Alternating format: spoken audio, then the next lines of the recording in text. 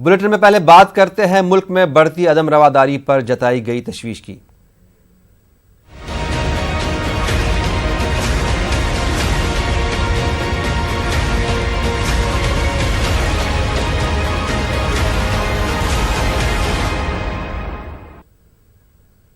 मुल्क में अदम रवादारी के बढ़ते वाकयात पर मुल्क की सरकर्दा शख्सियात ने तशवीश का इजहार किया है।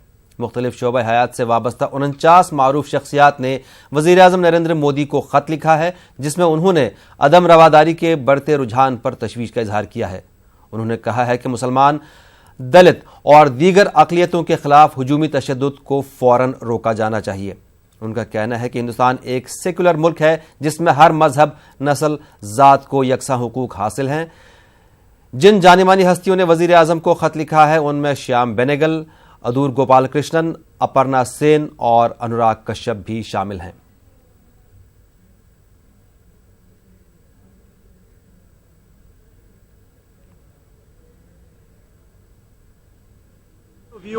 There's no view. The letter is self-explanatory. You can understand. Okay. So you spoke about Jai Shri Ram also. Yeah.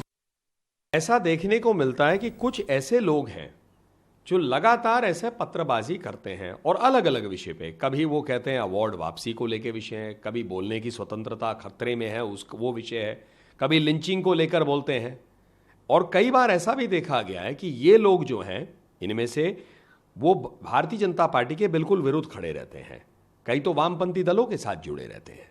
तो ऐसा लगता है कि ये शायद एक राजनीतिक उनकी सोच भी हो सकती है।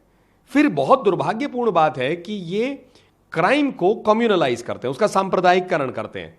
चाहे हिंदू हो, मुसलमान हो, बौद्ध हो, ईसाई हो, किसी भी धर्म का हो, यदि कुछ गलत काम उस पर होता है तो कानूनी प्रक्रिया उस पर लागू होगी, उस पर एक्शन होगा। और भाजपा की सरकारें हमेशा करती हैं। पर ऐसा ये लोग क्यों मानते हैं कि भारतीय जनता पार्टी की सरकार ऐसा नहीं करती है, कि भारतीय जनता पार्टी की सरकार शायद ऐसा इनको करवा रही है? मोदी जी देश के प्रधानमंत्री, उन्होंने हमेशा कहा है संविधान के आधार पर यह देश चल रहा है, और उन्होंने कहा है सबका साथ, सबका विकास, सबका विश्वास। सरकार उनकी है जिन्होंने वोट सरकार के लिए किया, सरकार उनकी भी तो है जिन्होंने सरकार के लिए वोट नहीं किया, मोदी जी कहते हैं। तो ऐसे लोग जो है क्राइम का या कोई गलत काम का सांप्रदायिककरण करना बंद कर दे। यदि एक धर्म का व्यक्ति उनको लगता है उस पर कुछ हुआ तो तुरंत एक चिट्ठी लिख देना, दूसरे धर्म का हो तो चुप बैठ जाना, ये करना उचित नहीं है। एक जानिब हुजूमी तशद्दुद के हवाले से मारूफ शख्सियात ने तशवीश का इजहार किया है, तो दूसरी जानिब वजारत दाखिला का दावा है कि मुल्क में फिरका वाराना तशद्दुद के वाकयात में कमी हुई है। वजीर ममलिकत दाखिला जी किशन रेड्डी ने इंटेलिजेंस की रिपोर्ट के हवाले से ऐवान को बताया कि 2013 में 823 वाकयात हुए थे, जबकि 2018 में फिरका वाराना तशद्दुद के 708 वाकयात दर्ज किए गए हैं। इसमें भी आपको मैं बताना चाहता हूं, मेरे पास आईबी का रिकॉर्ड है। 2013 में 823 इंसिडेंट्स हुआ, अगर 2018 में लिए तो 708 हुआ है। ये डिक्रीज है, कम्युनल इंसिडेंट्स देश में डिक्रीज है, ये वास्तविकता है, इसमें कोई छुपाने का नहीं है।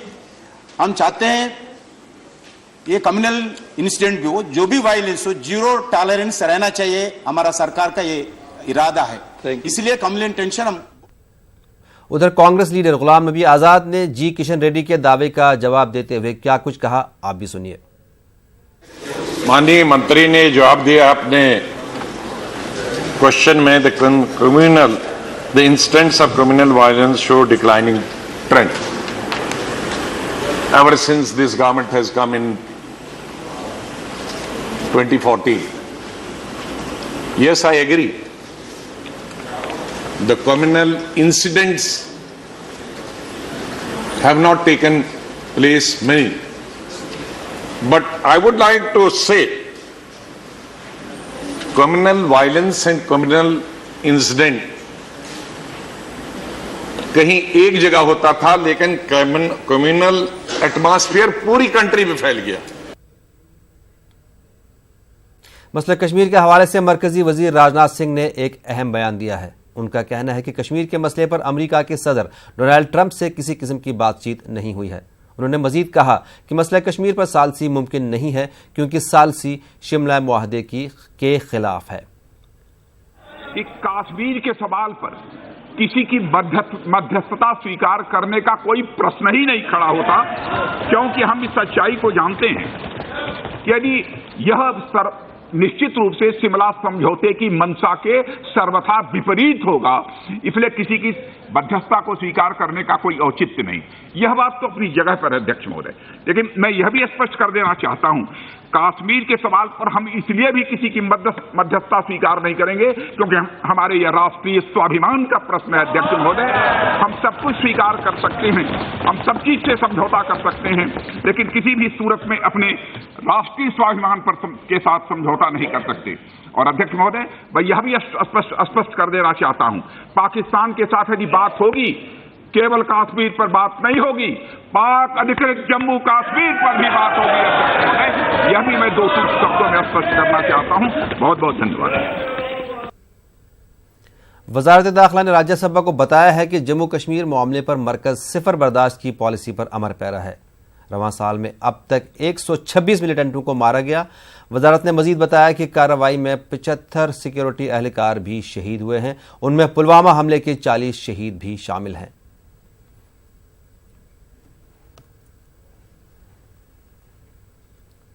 काम की जगहों पर जिनसी हिरासानी की रोकथाम के लिए हुकूमत ने वुज़रा ग्रुप की तश्कील की है। यह वुज़रा ग्रुप जिनसी हिरासानी के वाक़यात की रोकथाम और उससे मुतालिक मसलों से निपटने के लिए कानूनी और समाजी खाका तैयार करेगा।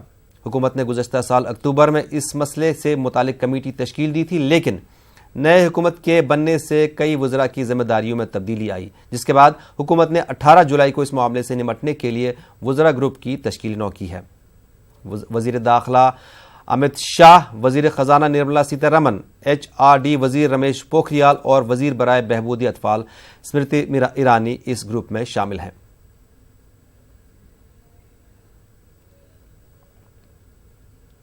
समाजवादी पार्टी के लोकसभा मेंबर आजम खान ने अपने खिलाफ मुकदमात को सियासी साजिश से ताबीर किया है। न्यूज़ 18 से बातचीत करते हुए आजम खान ने कहा कि जिन किसानों ने उन पर जबरी जमीन लेने का इल्जाम लगाया है वो क्रिमिनल हैं। हमारे साथ बातचीत करने के लिए सपा सांसद आजम खान साहब हैं। सर, एक दिन बाद रोज FIR पे FIR, तमाम नए जो मामले हैं आपके ऊपर दर्ज होते जा रहे हैं, क्या कहना है? नया मामला है ही नहीं, कोई नया मामला नहीं है। बस वो 4.25 बीघा जमीन का है, तो वो तो नपत के बाद पता चलेगी, क्योंकि अगर आप पढ़ेंगे तो राजस्व निरीक्षक की तरफ से जो पहली FIR हुई थी उसमें राजस्व निरीक्षक ने ये FIR की है कि गाटा संख्या फला और गाटा संख्या फला 2 ये यूनिवर्सिटी की बाउंड्री वाल के बाहर है, उसकी भी FIR हो गई। तो अब इसमें क्या कर सकता हूं मैं? और फिर ये दीवानी का डिस्प्यूट है, ये क्रिमिनल डिस्प्यूट नहीं है। 16 या 18 मुकदमे ऐसे कायम किए हैं जिसमें उस कंसर्न थाने के इंस्पेक्टर को मुलजिम बनाया और बाद में दोबारा रपट करके उसे मुझे भी बनाया, आले हसन खां को बनाया। तो ये सब फॉल्स प्रोपेगेंडा है, फॉल्स एक्शन है, सब मानसिक प्रताड़ना देने के लिए है, विधानसभा के चुनाव को प्रभावित करने के लिए है। लोकसभा जीत लिया है, इसका पनिशमेंट है। तो ये खालिस दीवानी के मामले हैं। वो जो कैंपस है वो बाहर है, शहर के अंदर है। वो 2 स्कूल हैं लड़कियों के, एक किड्स का है बच्चों का। मैं कोई खुद तो रहता नहीं हूँ, मेरा तो जो मकान है 20-30 साल से इतनी सकरी गली में है कि आपकी मोटर भी नहीं जा सकती, उसी में रहता था, उसी में रहता हूँ। तो ये एक बड़ी बिल्डिंग थी जो खंडहर थी, उसको बनाया था चंदे के पैसे से। उसमें लड़कियों का स्कूल चलता है CBSE बोर्ड का, कई हज़ार बच्चियाँ हैं उसमें, और एक किड्स स्कूल है। वो बंद कर देंगे, बच्चों की शिक्षा खत्म हो जाएगी, उसमें क्या हुआ। हमने ये कहा था कि बापू, सरदार पटेल, नेहरू और मौलाना आज़ाद के वायदे पर यहाँ हमारे बुजुर्ग रुके थे। अब देखिए, रोज कहा जाता है तुम्हारा स्थान कब्रिस्तान या पाकिस्तान। जो लोग पाकिस्तान जाना चाहते हो या जाना चाहते हो, या अगर आप मुझे भी सोचते हैं, तो क्या मैं इतना बड़ा काम करता? विश्वविद्यालय बनाता, स्कूल बनाता, पूरा जीवन दे दिया शिक्षा को, पूरी जिंदगी की कमाई दे दी। भाई जमीन के मामलों को आप क्रिमिनल कैसे बना सकते हैं? साफ तौर पर कहना है आजम खान साहब का कि जितने भी आरोप उनके ऊपर लगे हैं वो राजनीति से प्रेरित हैं। सिर्फ लोकसभा चुनाव की जीत की खीज उनके ऊपर उतारी जा रही है। कैमरा पर्सन दीपक विश के साथ पवन गौर, नेटवर्क 18, दिल्ली। गाजियाबाद में वाक़ा हज हाउस को खोलने की एनजीटी ने इजाज़त दे दी है। पोल्यूशन कंट्रोल बोर्ड ने 3 हफ्तों में रिपोर्ट दाखिल करने को कहा था। आपको बता दें कि एसटीपी न लगाए जाने की वजह से हज हाउस बंद किया गया था। एनजीटी ने गुज़श्ता साल 6 फरवरी को 136 KLD का एसटीपी लगाने का हुक्म दिया था। 2016 में एनजीटी ने हज हाउस बंद करने का हुक्म दिया था।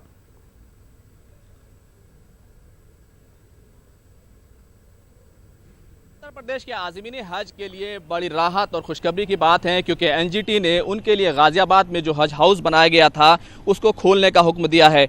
एनजीटी ने कहा है कि यहाँ पर जो आलूदगी का मसला था उसके लिए एसटीपी प्लांट क्योंकि लगा दिया गया है, उसकी जांच करके जो प्रदूषण कंट्रोल बोर्ड है वो अपनी 3 हफ्ते में रिपोर्ट सौंपेगा और उसके बाद इसको डीसील कर दिया जाएगा। तो कहना चाहिए कि एक तरह से राहत वो आ चुकी है। दरअसल 2016 में जब इस हज हाउस को खोला ही गया था तभी एनजीटी में एक अर्जी दाखिल हुई और उसमें कहा गया, हिमांशु मित्तल नाम के जो शख्स हैं उन्होंने ये अर्जी दाखिल की, कहा कि इससे हिंडन नदी में आलूदगी होगी क्योंकि सीवेज ट्रीटमेंट प्लांट नहीं लगाया गया है। 6 फरवरी को एनजीटी ने सीधे तौर पर कहा कि इस पर पाबंदी आयद कर दी जाए और 20 फरवरी को पूरी तरह से ये वही हज हाउस है जिसको सील कर दिया गया था। अब क्योंकि सीवेज ट्रीटमेंट प्लांट 136 DL का यहाँ पर बना दिया गया है, काफ़ी बेहतर तरीके से बनाया गया है, तो एनजीटी ने कहा है कि इसको खोल दिया जाए। तो कहना चाहिए बड़ी ही राहत की बात है और ये माना जाना चाहिए कि 2005 का जो पूरा प्रोजेक्ट जो शुरू हुआ था 2016 में इसका इफ्तिताह हुआ, वो अब लोगों के लिए खुल जाएगा और यहाँ पर जो 1800 से ज़्यादा आज़मीन हज हैं वो यहाँ पर ठहर सकेंगे। कैमरामैन गौरव सक्सेना के साथ खुर्रम शहजाद, न्यूज़ 18, गाजियाबाद। विश्वभूषण हरिचंदन ने आज आंध्र प्रदेश के गवर्नर के ओहदे का हलफ लिया। एपी हाई कोर्ट के कारगुजार चीफ जस्टिस प्रवीण कुमार ने बीबी हरिचंदन को हलफ दिलाया। हलफ बर्दारी तकरीब राजभवन में मुनक्किद हुई। इस तकरीब में रियासत के वजीर आला YS Jagan Mohan Reddy, opposition leader Chandrababu Naidu, रियासती वज़रा और मुंतखब नुमाइंदों ने शिरकत की। वाज़ेह है कि दोनों तेलुगु रियासतों आंध्र प्रदेश और तेलंगाना के लिए अब तक ESL नरसिम्हन ने मुश्तरका गवर्नर की जिम्मेदारी निभाई। बीबी हरिचंदन का ताल्लुक रियासत उड़ीसा से है। वो बीजेपी के सीनियर लीडर और RSS के रुकन हैं।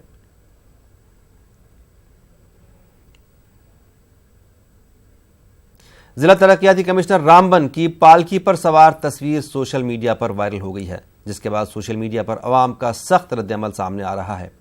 जिला तरक्याती कमिश्नर रामबन से न्यूज़ 18 उर्दू ने बात की। उन्होंने कहा कि 7 किलोमीटर का पैदल सफर तय करने के बाद उनकी तबीयत नासाज हो गई थी और फिर मकामी लोगों की मदद से अवाम से किए गए वादे के मुताबिक गांव पहुंचना था। इलाके के लोगों ने भी जिला तरक्याती कमिश्नर की तबीयत खराब होने का एतराफ़ किया है। उन्होंने कहा कि पहली बार किसी तरक्याती कमिश्नर ने दूर दराज इलाके का दौरा किया है। आए थे क्योंकि हमारी रोड का मसला था, तो डीसी साहब ने हमारे साथ वादा किया कि मैं खुद आपकी चक्का कुंडी में आऊँगा और आपकी रोड को हो सकता है तो मैं निवाड़ में डालूंगा, नहीं तो PMGYS में डाल दूंगा। ट्यूसडे का उन्होंने हमको डेट दी है कि ट्यूसडे को मैं पक्का आपके पास आऊँगा। जयपुर के मानसरोवर में एक शख्स को सिर्फ इसलिए कत्ल कर दिया गया कि वो सिगरेट के पैसे नहीं दे पाया और इसी बात पर बहस हुई। न्यूज़ 18 के नुमाइंदे सौरभ गृहस्थी ने वारदात का जायजा लिया। बात किसी की जान पर कितनी भारी पड़ सकती है, इसकी बानगी राजधानी जयपुर में देखने को मिली। राजधानी जयपुर में छोटी सी बात को लेकर एक युवक की हत्या कर दी गई है। मामला मानसरोवर थाना क्षेत्र का है। वर्धमान नगर चौराहे पर एक युवक अपने दोस्तों के साथ घूमने निकला था और इसी दुकान पर पहुंचकर उसने सिगरेट ली थी और इस दौरान पैसों को लेकर दुकान संचालक के साथ उसकी कहासुनी, और कहासुनी इतनी बढ़ गई कि कुछ देर में ऐसा आरोप है कि दुकान संचालक ने जो है वो युवक की जो है वो हत्या कर दी, उसके सर पर सरिये से वार कर दिया और उसके बाद उसकी मौत हो चुकी है। उसके निशान जो है वो इस वक्त भी यहाँ पर देखने को मिल सकते हैं कि किस प्रकार से खून के धब्बे जो है वो सड़कों पर मौजूद है। और फिलहाल बताया जा रहा है कि जो युवक है, नरेंद्र नाम का युवक है जिसकी हत्या हुई है, उसका पोस्टमार्टम चल रहा है और पुलिस ने आरोपी को भी हिरासत में ले लिया है। लेकिन ये बात जो है वो बयां करती है कि किस प्रकार से छोटी छोटी बात को लेकर राजधानी जयपुर में भी अब इस तरह के वाकये सामने आने लगे हैं। कैमरा पर्सन नमन के साथ सौरभ गृहस्थी, न्यूज़ 18 राजस्थान, जयपुर। कार में बंद होने के बाद दम घुटने के सबब 2 बच्चों की मौत हो गई। यह वाकया तेलंगाना के जिला निजामाबाद के मुजाहिद नगर में पेश आया। 10 साला सैयद रियाज और 5 साला मोहम्मद बदरुद्दीन मंगल की शाम अपने वालिदैन को इतला देते हुए खेल के लिए निकले। ताहम उनके घर वापस न होने पर उनके वालिदैन ने पुलिस में इस बात की शिकायत की। इन बच्चों को ढूंढने के दौरान पड़ोसी ने अपनी कार का दरवाजा खोला, जिस पर ये दोनों बच्चे कार में मुर्दा पाए गए। पुलिस को इतला दी गई। पुलिस ने मौके पर पहुंचकर जायजा लिया और मामला दर्ज करके जांच शुरू कर दी। दोपहर का खाना खाने के बाद बच्चा बाहर खेलने निकला। शाम में 5-6 बजे तक नहीं आया। घर में परेशान होकर ढूंढने निकले बच्चे सब। मैं गांव में नहीं था, हैदराबाद में था। फिर शाम में मालूम हुआ तो मैं वहाँ से आया तक रात में 2-3 बज गए। घर के सब अफराद बच्चे को ढूंढ रहे थे। साथ में हमारे साड़ू का भी बच्चा था, रियाज। ये दोनों भी लापता हो गए। पुलिस स्टेशन में रिपोर्ट भी दिए और ढूंढने में रात पूरी ढूंढते रहे। फिर रात में 3 बजे के टाइम पे बाजू का अपार्टमेंट में बाहर कार में बच्चे के गाड़ियाँ थे और कार ओनर खुद गाड़ी का सेल्फ चेक करने को गए। फिर उन्हें खुद एक ओनर पुलिस वालों को 108 को फ़ोन करके बुला लिए। फिर पास में जो हमारे बच्चे भी थे ढूंढ रहे थे, उनको बुला के बताए। फिर बच्चे हमारे शनाख्त के लिए हमारे बच्चे हो गए। बच्चों का नाम एक 5 साल का मोहम्मद बदरुद्दीन है मेरा बेटा, और एक साड़ू का बच्चा हमारा रियाज, उसका 10 साल का है। मैं दौड़ तो हम किसी का नहीं बोल सकते है भी नहीं, लेकिन अब जो भी है पुलिस की कार्रवाई पुलिस करना पड़ेगा और जो भी है सही काम करना होगा पुलिस का।